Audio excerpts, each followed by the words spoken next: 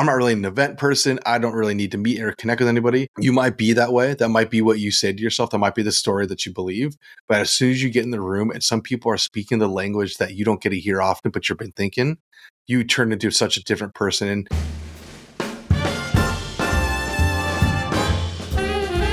What is up, everybody? This is a special edition of the Epi. Welcome back, Joshua. He is going to give us an incredible breakdown of probably the event of the year. A good event happens when everything you do when you log in across people that you didn't even know you were following are posting about it. And that's how, because look, I'm jealous. I love events. I couldn't make this one, obviously, because the new little baby on the way. But dude, I would love for you to break down what just happened. Yeah, man, it was an exciting weekend. Definitely not without its hiccups for sure. But we put on this 50-person event, really small niche. We call it Hydra Council. Man, it's been honestly, it was better than all of the other events that we've thrown so far. Just from the standpoint of the intimacy of the room, I think was really the thing that pulled people in. So we had a very intimate room. We got to know everyone. And we do our events slightly different than most people do. We still have speakers and we still brought in high level guests to come in and be in attendance with us. But what we do a little bit differently at ours, we do these things called workshops, where we'll take an hour to 2 hours and just break out of just our regular talking sessions and actually go open laptop, sit down and work on stuff inside the business. So we kind of do these breakout sessions where it's we have people that are specialized in lead generation. We have people that are specialized in sales and sales strategy and sales operations. We have people that are specialists in fulfillment and operations. We have people there that are there for finance as well. So we have all of these breakout stations, and no matter what the bottleneck is inside of the business, we have an opportunity to actually go and fix whatever that thing is. And so we can go open laptop and it's hey, show me what you're doing now.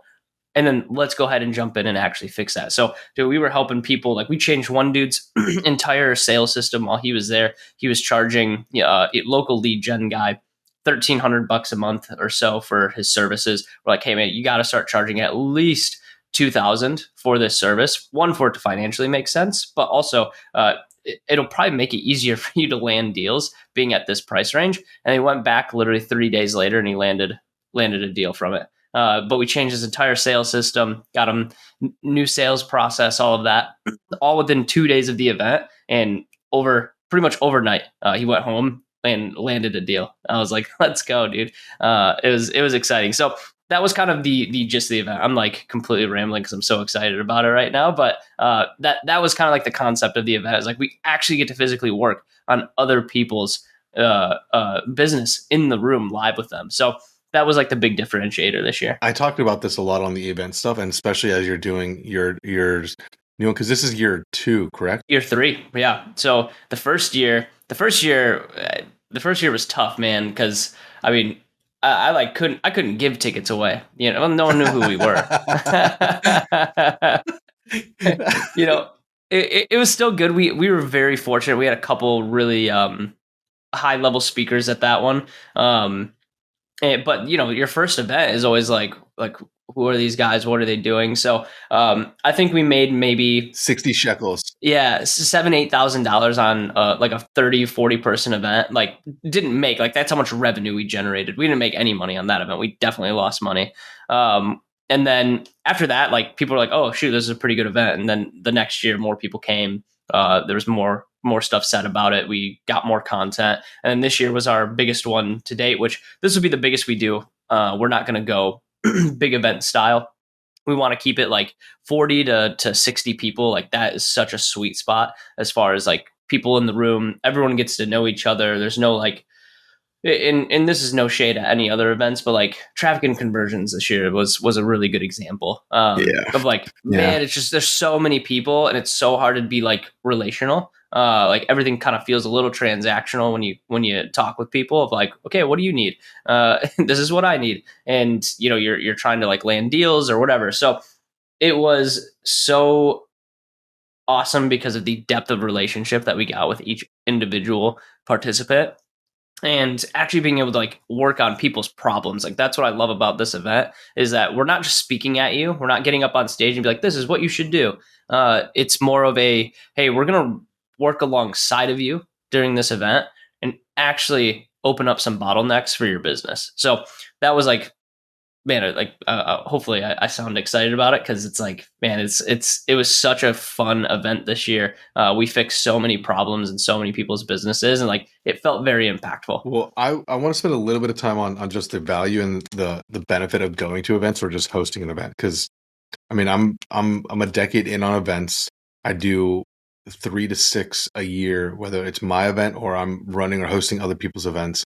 And I think people forget, like, we went so hard during COVID, right? Like, we did so many events in a time where they're You like, guys went crazy. they're like, mask up, don't talk, don't touch anybody, don't get close. And we're like, cool, let's do like in-person events in like back alleys. Like, we were like, Yeah, you were the only ones. You were the only ones doing events during COVID. And it was like everyone was like itching for a opportunity to just get out of the house and go somewhere. And it was like you guys built so much community during that time because you were the only ones willing to do it. And so you think about this, right? Like, we all see each other online. And yesterday I had a small event, and I was like, dude, I've known you for so long, and we've gone back and forth for so many times, but I've never met you. And then all of a sudden you meet and you have like this rapport with somebody for so long, and then you get in person and you're the reason why you're in person. Like, this depth connection, or this gratitude of bringing us together. People are flying in, people are coming from overseas, people have never been to Nashville. Like, there's all these things and experiences that happen that you are the reason you are. I always call it, like, when you start the event or when you run the event or you host the event, you are the Wi-Fi router, and you get all these new connections that come to you, and you're the reason why. And like that first off, that establishment of leadership in the market, that establishment of oh, this person knows all these people, or oh, this person has an answer for me. I could go to Josh, I can go to Nick. I think a lot of people don't do their own thing or do their own events, and I wish that they would. Not and look, we usually talk about operations, lead gen, thought leadership, positioning. Talk about a better positioning than owning the event that's going to bring other smart people to talk and educate your people. Completely. I mean, the speakers that we brought in this year were the highest level speakers that we've had at any of our events so far. I'm gonna interrupt you on this one. I don't think they need to be high level. Like, it's not a conversation around a high level or great, because you can say high level and all of a sudden someone's gonna be like, awesome, you brought in Grant Cardone, high level, dude, awesome, fucking super high level. But what am I gonna get? Like, okay, if the intention of him to come in here, be high level and motivate me, awesome, thank you so much, but I can't use that. So redefine. Yeah, so high level in a sense of they are practitioners of a specific skill that a lot of people tend to get wrong in their business. So whether that was lead gen, whether that was operation, like we brought in people that were specifically there to talk about bottlenecks within the business that are very common, right? So whether that was generating leads, whether that was converting sales, whether that was more on the operational side, staffing up, fulfillment, account management, is like we brought in specialists, I would say. So instead of high level, let's use specialists for those categories, and to help alleviate some of those bottlenecks within the business. So instead of high level, because we didn't bring in Grant Cardone or anyone like that. Like when I say high level, I mean, Well, you didn't text him? Well, I hit him up. Uncle G. That's how he's saved in the phone. But I think that's a big distinction, dude. Like, you have, again, traffic conversion this year. Who did traffic and conversion get for both their days?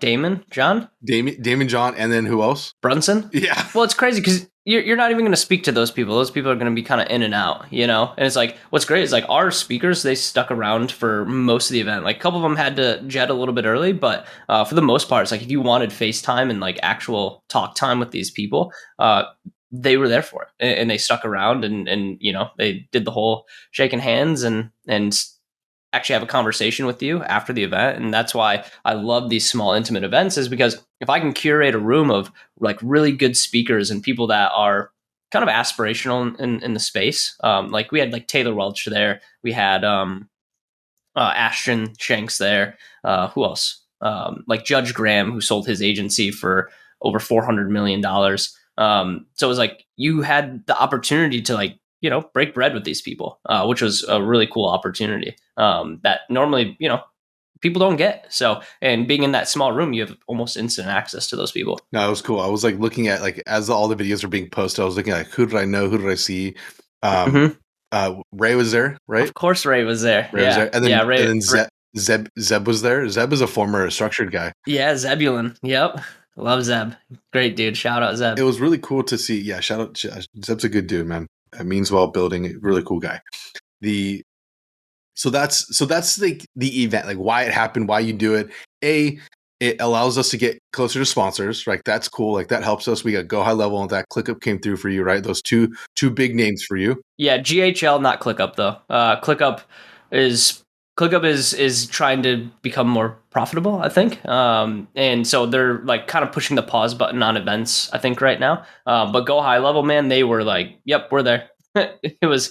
It took zero convincing. It was just more of like the logistics side of like getting the agreement signed. They like wanted very specific terms in their agreement as well, which was really interesting. One thing that they put in there was their giveaway. So they were like, "Hey, can we do a giveaway for the event?" And I was like, "Yeah, sure, yeah, absolutely." So they gave away an iPad and they gave away a pair of AirPod Pro Maxes, which is crazy. Like that's that's a couple $1,000 worth of exactly of just Apple product, but they required that in the contract that they could do a giveaway, which my assumption is for tax purposes. But they were like, "Hey, this needs to be in the contract that we can do a giveaway at the event." I'm like, "Okay, cool."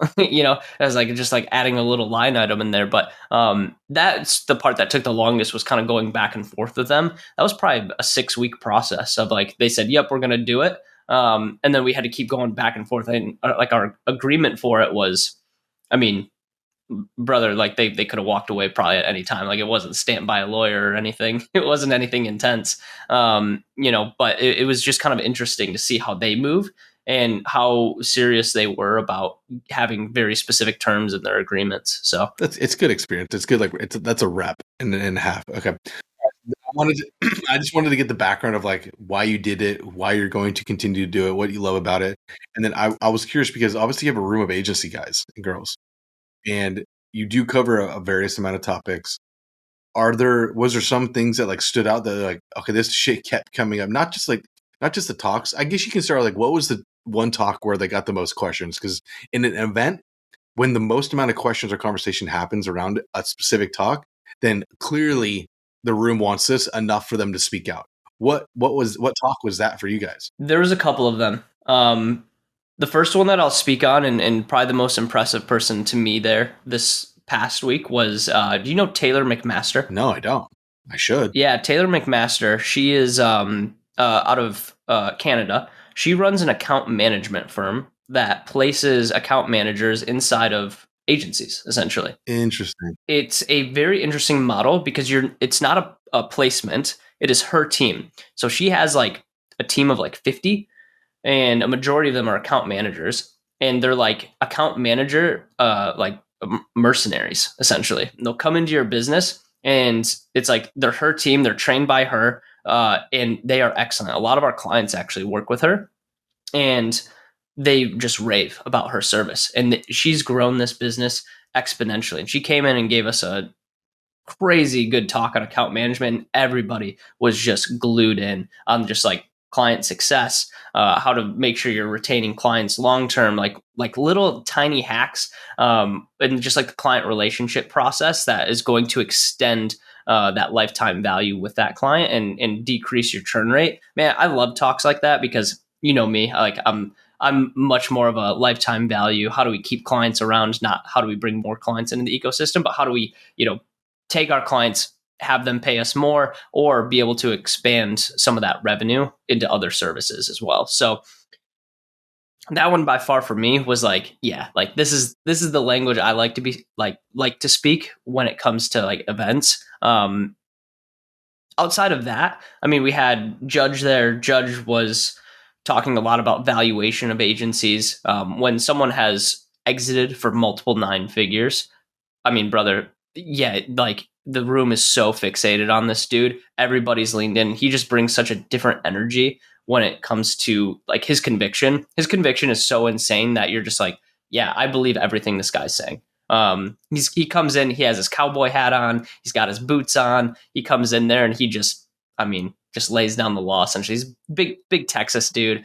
He's awesome. But that was another great one. And then Taylor Welch, of course, delivered. Cody Jefferson was there as well. Those guys rocked. But I gotta tip my cap to Taylor McMaster because she came in and provided a master class. So on the Taylor one, like this stuff, I've always it's always a conversation around.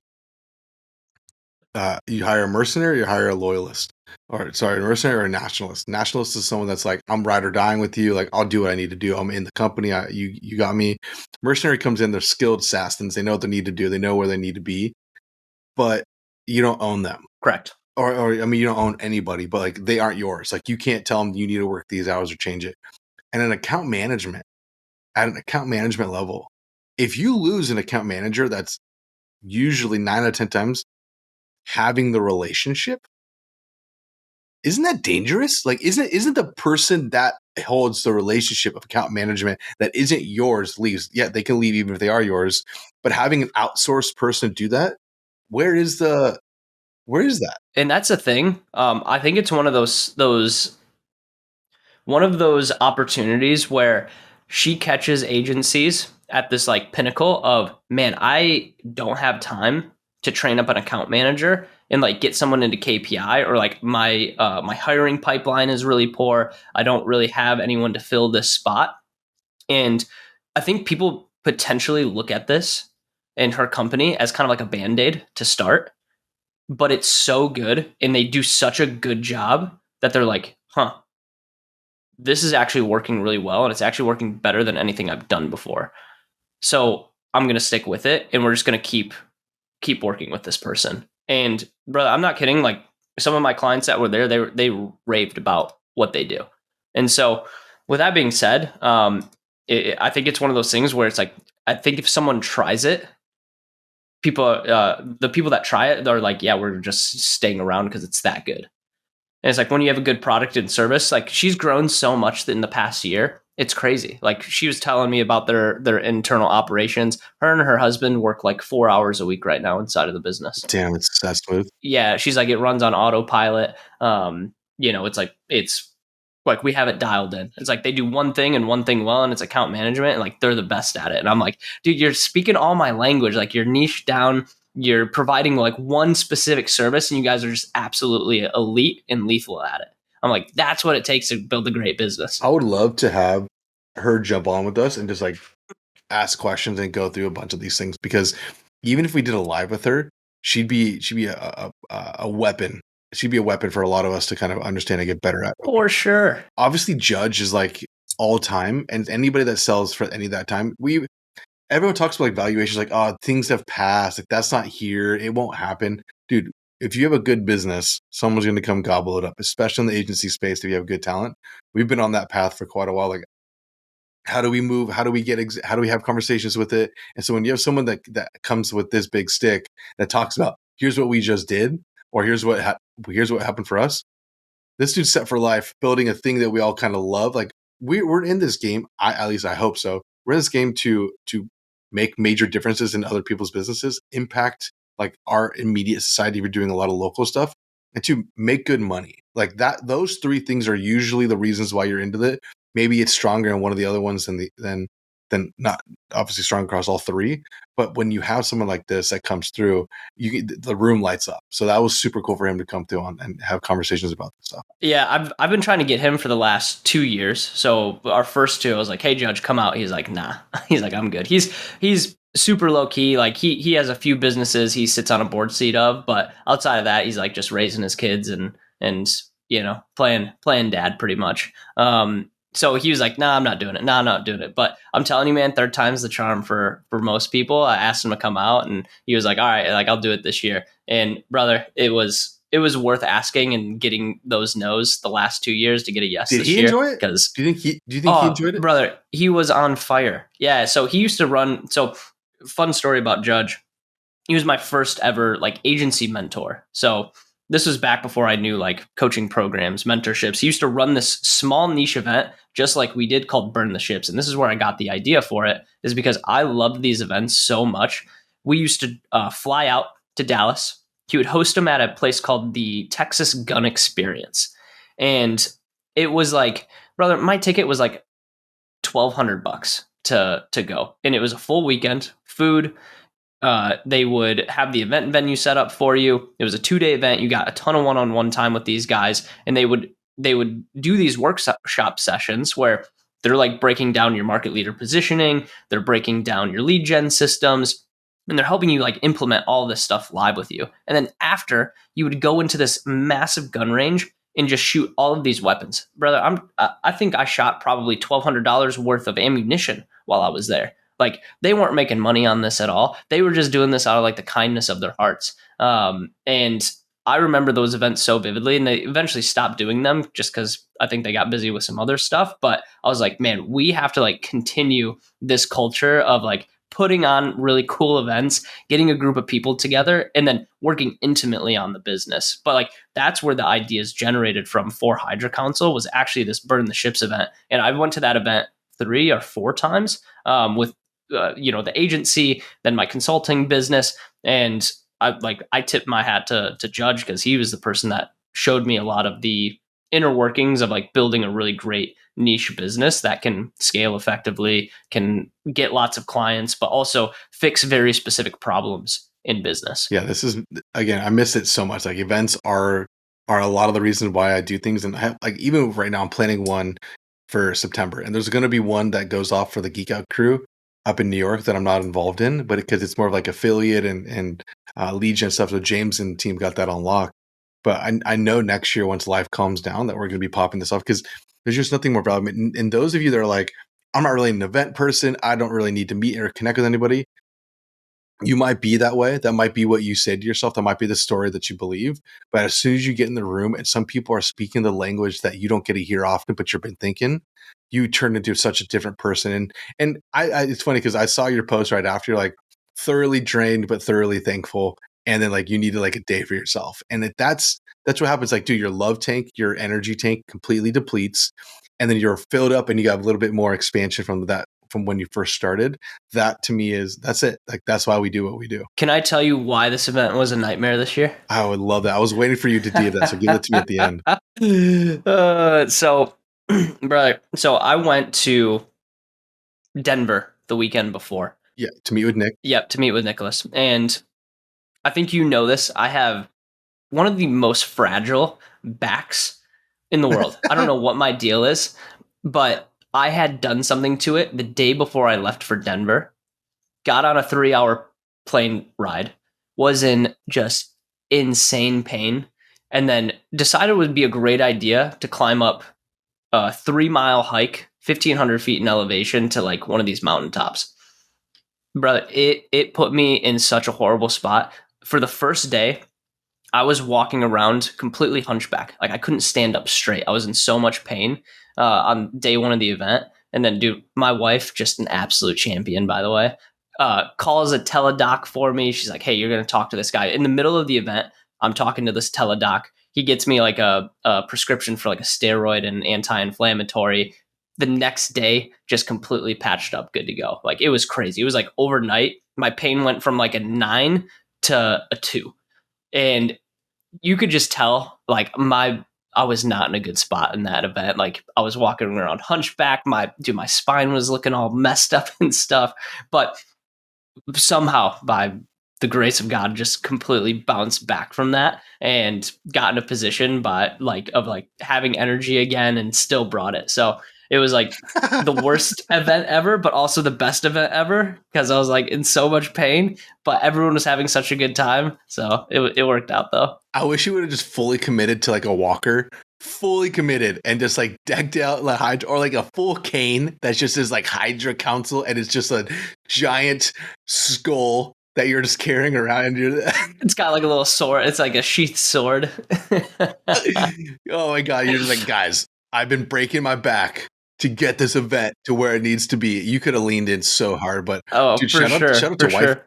I was seeing her stories. She was like, part of me was like, is she about to start an event business? Because she was so lit up on this thing. She was like, it really like was I don't say a calling, but like she felt very inspired. Yo, it's crazy because like she started writing all of these almost like SOPs, and for the event she like started documenting where we got the chairs from, how much food we got delivered for this many people. Like she started just documenting everything. I didn't even ask her to do it. I was That's like, sick. oh my That's so gosh, is my wife an operator? I was like, cool. this might be taking our marriage to the next level right now. I was like, this is incredible. I love it. I think it did, dude. I think the event did do that. I think it broke into a new barrier, dude. Okay, so the plan for before you wrap on this one, we're gonna do one a year. Are you gonna always keep it in Nash? Like, is like what's the future cast? Maybe this is a good announcement time. We're doing 2 a year. We're doing one stateside, and we're doing one in London this year. So we're running it back, 2 events a year. I have a call with a couple people. One of our larger agencies that we work with is based out of London, and about half of our client roster is based out of London. So we want to start showing face in other areas outside of the United States. And so, yeah, we're planning in October, right around Halloween weekend. We're planning an event in October in London. So we're planning on 2 a year, one stateside and one international. That's great. That's exactly what I think you should do too. If you were ever asking me what's expansion abroad, That's the cap though. Like I don't want to do more than those. I do want to do like more in person, but I'm thinking like 4 people, like intensives. We're thinking about going down that route a little bit because people do want FaceTime, with us and like working on their business. And like, I just want to keep things intimate. I don't want to scale an event business. I don't want to have 200 attendees. I want to continue to do intimate rooms, and I want it like it's marketing, right? It's like there's a scarcity play there of like, hey, there's only this many seats. And so if you can make it, you can make it. And it's like if you don't buy your ticket early, sorry, you missed out. You got to wait for next year, and like that's kind of the sense that I want to bring to it because I don't want to. It's stressful, as you know, to like fill seats and dude, like even this year we were filling seats up until the last week. And it's like we did end up selling out the event and it worked out perfectly, but dude, I want to sell out my seats a month beforehand. I don't want to I don't want to have to keep driving tickets up until the last week and I'm like, shoot, did we get enough t-shirt sizes for everybody? What happens if we ordered the wrong amount of food? It's like I want to get it done. I want this event to like be something where people are like, hey, I have to go to this. Like I can't miss this again. That's kind of the play that we're doing. And I think the small size room will allow us to kind of create that scarcity where people are like, all right, I got to jump on this now versus, a week before the event. No, I think you're spot on there. I think that we might have the opportunity to like an online summit, like at one of these end of the years, beginning of the year, end of the year. So it's like kind of leads into the year. It might be like the agency kickoff. Because I know there's another earlier in the year event, but it's more like the bigger gathering in our space. And so we kind of want to keep it boutique, keep it right, because that's where you go to the big ones, but then you want to splinter off into the little ones to kind of build relationship and conversation community around it. So that is epic. I'm super, super proud of you. I every time I see you do your event, I'm like, that's my guy. That's my guy. Let's go, that's dude. We'll get you out here one year. Yeah, it'd probably be. You're talking about London, and we're right now trying to plan with the little one. We're trying to do. So I got booked for Hungary. I got booked for Budapest. So that was. Ooh. Yeah, your boy's going to booty. Let's go. Booty. We'll see though. Like I booked for it, working through logistics, and then we're going to try to go to Barcelona. When is that one?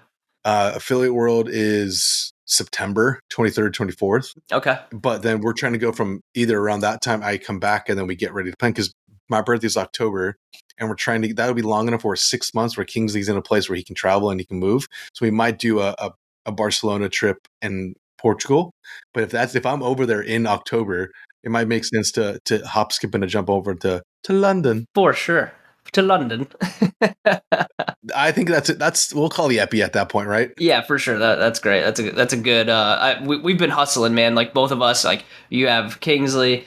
We just got done with the event, so we're gonna get back into our rhythm with the podcast. I'm really excited to bring on some guests. We have some guests. We got the live coming out, which by the time this probably gets posted, we'll have already done the live next week. So we're going to start doing some live streams on LinkedIn. That's going to be something new. That way you guys can have good conversations with us, ask us questions. We'll bring on guests on some of those lives in the future as well. So you get access to some of our network and be able to ask them questions. So I'm excited for what Agency Algorithm is turning into, because this is just a start. It's like, yeah, like the podcast is cool, but like the lives are going to be cool. The events are going to be cool. I'm stoked for it. Well, it's kind of like any algorithm, you need data and input to kind of have it start learning what is necessary, what we need to build around. So there's like real meaning behind the term agency algorithm. We're trying to build the algorithm for you, the agencies and agency operators, to understand this is how it's done. This is where I go. Here's my resources. And there's not one way of building an agency, which is why it's so unique, is like you need perspectives, because I'm servicing a certain type of segment. You're servicing another type of segment. There's operations that we all need, but it's a little bit different. There's sales systems that we all need, but it's a little bit different. So you're never going to get, this is the only way to do it, which is why I like the intensives, because everybody's unique. Everybody wants to build something very specific to their money that they want to make. Someone wants to go super, super big. Judge wanted to build something that some people might wanted to do a local business. They want $25,000 a month. Awesome. There's a guy that's like us. We want 2 million, 5 million a month. Awesome. But guess what? You need your people that are talking about this, or at least thinking about this in any size. And that's why we do what we do over here at the Agency Algorithm. Josh, good to see you, brother. Have a great weekend, man. Peace.